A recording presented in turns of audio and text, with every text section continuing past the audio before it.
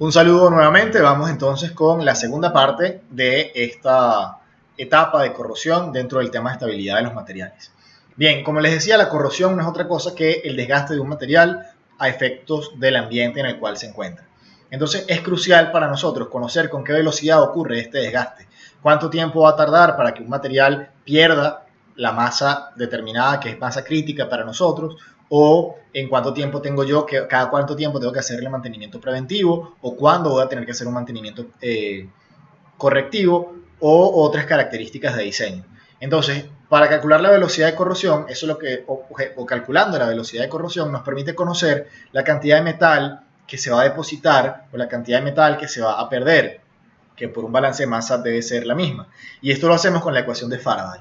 La ecuación de Faraday es que la masa depositada o corroída en gramos va a ser igual a la corriente en amperes por el tiempo en segundos por la masa atómica del metal en gramos mol entre la valencia del ion metálico por la constante de Faraday, que es 96.500 coulomb. Entonces esto, en palabras en castellano, significa que el equivalente de un gramo de metal se depositará utilizando 96.500 coulomb de carga. Ahora, esta ecuación a veces se puede reescribir poniendo la corriente en función de la densidad de corriente. La densidad de corriente es la corriente entre el área. Entonces nos quedaría que la masa corroída o depositada es igual a la densidad de corriente en amperes por centímetro cuadrado por el área por centímetro cuadrado, por el tiempo en segundos, por la masa atómica en gramos mol, entre la valencia por la constante de Faraday. Bien, vamos a hacer un ejercicio para entender esto mejor. Tenemos un recipiente de hierro, como el que ven en la imagen, de 10 por 10 centímetros de base, que contiene un líquido corrosivo. Este líquido corrosivo tiene una altura de 20 centímetros, o llega hasta una altura de 20 centímetros de ese recipiente. Ahí ocurre una celda electrolítica y se produce una corriente. Después de 4 semanas, este recipiente perdió 70 gramos de masa. Muy bien. Entonces nos piden calcular primero cuál fue la corriente que se generó y segundo, la densidad de corriente involucrada. Aquí, digamos, estamos haciendo un estudio de ver qué fue lo que pasó. Ahí nosotros nos traen el recipiente, nos dicen esto estuvo durante 4 semanas con esta cantidad de líquido corrosivo y perdió esta cantidad de masa. ¿Cuáles fueron las características de esa celda electroquímica o electrolítica? Bueno, vamos a verificarlo. Lo primero que tengo que hacer es calcular el tiempo en segundos. Muy bien, yo tengo 4 semanas, eso lo llevo a segundos y me da 2.42 por 10 a la 6 segundos. Ahora, con eso, yo tengo ya la masa perdida, tengo la valencia, porque me dicen que es de hierro, correcto, ¿sí? Tengo la constante de Faraday, pues el tiempo lo acabo de calcular, y tengo la masa atómica del hierro. Aplicando esos datos, me da que la corriente que se generó en esa celda fue de 0.1 amperes. Muy bien, y eso es todo, sencillito. Entonces luego me piden la densidad de corriente. Para calcular la densidad de corriente necesito el área. Yo voy a tener la base, que es el fondo de mi recipiente, que ya sé que es de 10 por 10, más 4 caras, que van a ser cada una 10 de largo por 20 de altura, que es el nivel que tiene este líquido corrosivo. Entonces, calculando eso, me da que yo tengo un área de 900 centímetros cuadrados y utilizando la ecuación de la densidad de corriente, me da pues que la densidad de corriente es de 1.11 por 10 a la menos 4 amperes por centímetro cuadrado. Eso es todo. Entonces, similar a ese ejercicio, tienen su primera tarea del tema de corrosión y dice lo siguiente. Vamos a suponer que en una celda de corrosión formada por cobre y zinc, como la que ven en la imagen, tengo una densidad de corriente en el cátodo de 0.05 amperes por centímetro cuadrado. El área de ambos electrodos, tanto el de cobre como el de zinc, es de 100 centímetros cuadrados. Y me piden calcular la corriente de corrosión y la pérdida de masa por hora. Muy bien. Bien, entonces seguimos. Vamos a ver ahora los tipos de corrosión. Los procesos de corrosión, les decía que pueden clasificarse pues, en químicos y electroquímicos, pero también hay otra clasificación que es de acuerdo a la cinética del proceso, si es general o es localizada. Entonces tenemos dos clasificaciones. Uno, donde la etapa controlante es la transferencia de masa, y otra donde la etapa controlante es la transferencia de carga eléctrica. Muy bien. Entonces vamos a revisar muy por encima esto para que lo vayamos entendiendo. Primero, corrosión uniforme está distribuida, vale la redundancia, uniformemente sobre el material o sobre la superficie del material que está expuesta.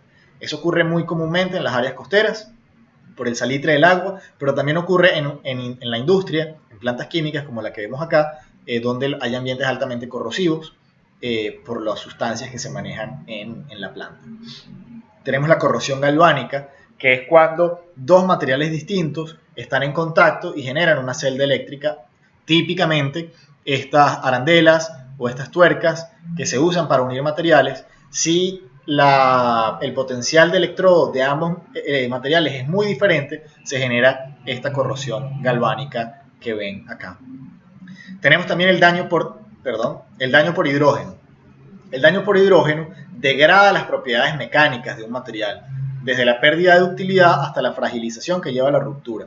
Pasa mucho en materiales que deberían ser dúctiles y pues el hidrógeno que está incluso en el ambiente los ataca y les quita esa ductilidad y los hace muy frágiles. Ven ese primer ejemplo de una pieza que se quebró sin que hubo algún esfuerzo aplicado sobre él de manera extraordinaria, sino porque el hidrógeno lo fue debilitando. Pasa mucho también en metales. Aquí pueden ver estas burbujas que están sobre este metal. Esas burbujas es porque el hidrógeno logró difundirse dentro de ese metal y separó los átomos de carbono. Recuerden que esto es acero. Recuerden que el acero es hierro al carbono. Entonces el hidrógeno es capaz de separar los átomos de carbono y generar CH4, que es metano. Entonces ese gas metano se va acumulando y va generando, digamos, cuando se acumula muchísimo, pues por la presión genera estas pequeñas burbujas en el metal que lo fragilizan. Muy bien. Otro caso, corrosión a altas temperaturas. En este caso no hace falta que haya un electrolito. Cuando hay una alta temperatura ocurre una reacción entre el oxígeno que lo circunda y el material. Por ejemplo, ahí vemos, estos parecieran ser unas tuberías o unas piezas de algún equipo electromotor o automotriz, perdón. Y bueno, vemos, esto no es la misma foto, pero un material que haya estado expuesto a esas condiciones, que está el rojo vivo, al enfriarse puede generar esta capa, esta película blanca que es corrosiva, que se depositó sobre el material. Tenemos ahora corrosión fatiga, es una mezcla, recuerden, nosotros ya estudiamos lo que es la fatiga. En este caso estoy mezclando la corrosión del material con la acción de cargas cíclicas, ¿sí? Donde tengo el material, recuerden el clip, esta vez no tengo el clip a la mano, que está siendo sometido sobre carga cíclica, pero imaginémonos que además ese clip no tiene un recubrimiento como los clips normales y además está expuesto a un material, a un entorno corrosivo, de manera que va a tener la acción del esfuerzo cíclico y de la corrosión combinados, lo que genera pues esas rupturas, esas fracturas que estamos viendo en los ejemplos. Luego tenemos la corrosión por picadura. La corrosión por picadura es básicamente, parecen picaduras, ahí lo ven en este reloj, estos pequeños punticos, y aquí lo ven también pues estas pequeñas, muy localizados lugares con forma de circunferencia donde se comienza a disolver, a perder ese material de metal. Ahí ocurre porque ese material estaba recubierto seguramente de algún óxido o algún recubrimiento, se pierde o se rompe ese recubrimiento y comienza a ser atacado el metal justo en ese lugar y comienzan por esas picadas muy pequeñas como las que ven en el reloj, pero si eso no se soluciona a tiempo, pues irán creciendo eventualmente. La corrosión hendidura es similar a la corrosión por picadura, pero esta ya no ocurre en un lugar, en un punto, sino en una zona donde el material ha sido moldeado de alguna manera extrema, ¿sí? Lo vemos acá, por ejemplo, este metal se le hizo un agujero para poder empatar esta tubería y de repente eso tenía algún doblez, entonces por ese doblez, por esa hendidura, el material es mucho más frágil y comienza a ser atacado. El ambiente no lo ataca en esta zona que está, ahí apareció el mouse, que está lisa, sino que lo ataca precisamente donde está doblado. Pasa aquí lo mismo, vemos como las áreas más corroídas son donde hay mayores dobleces, mayores hendiduras en los materiales. Esos dobleces les genera una susceptibilidad o una vulnerabilidad a ser corroídos. La corrosión intergranular se parece a la que les comentaba del ataque por metal líquido, donde este elemento, que en este caso no necesariamente es metal líquido, se va filtrando, se va metiendo entre los límites de grano. Aquí vemos esta foto, si ven los granos que están más abajo están más unidos, pero a medida que voy subiendo, aquí hay algún elemento del ambiente que se ha ido infiltrando entre los límites de grano y me ha ido agrietando el material.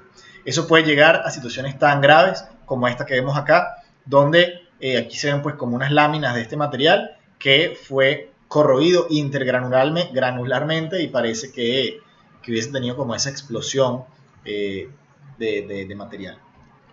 Luego tenemos la corrosión selectiva. La corrosión selectiva ocurre en aleaciones. Recuerden las soluciones sólidas que estudiamos. En esas aleaciones solo se corroe uno de los dos metales o de los dos elementos. A pesar de que en la aleación ellos forman un solo material, la corrosión va a atacar los átomos de uno solo. Entonces ahí ocurre una corrosión selectiva. La corrosión bajo tensión es similar a la corrosión fatiga, sin embargo en este caso la fatiga, recuerden, es un esfuerzo cíclico, la tensión es un esfuerzo estable. Entonces en este caso tengo corrosión más una carga, más un esfuerzo aplicado sobre la pieza que eventualmente la va fracturando. Aquí vemos muy claramente esas grietas, esas fracturas que se abrieron justamente en el lugar donde estaba corroído porque fue el lugar que se debilitó producto de la corrosión. Tenemos también la corrosión microbiológica, donde microorganismos presentes en el medio pues atacan el material. Ocurre muchísimo en el mar, en el agua de mar. Digamos esa pieza pudiera ser fácilmente una tubería subacuática que, bueno, ya tiene todo un ecosistema encima y eso hace que el material pierda sus características. En las obras civiles, en las estructuras, pasa mucho que si hay algún tipo de alga o de hongo, eso también puede reducir la capacidad o las propiedades mecánicas de determinado concreto o acero que haya sido para construir y sin duda pues es grave. Bien, para profundizar mucho esto, vimos todos los tipos de corrosiones muy por encima. Les dejo una asignación, por favor háganla. Tienen que leer la sección 13.5 sobre los tipos de corrosión en el libro Fundamentos de la Ciencia e Ingeniería de los Materiales de William Smith. Ese capítulo o esa sección la tienen cargada en el aula virtual en formato PDF y es importante que lo revisen. Y con esto terminamos esta segunda parte de la sección de corrosión del segundo tema.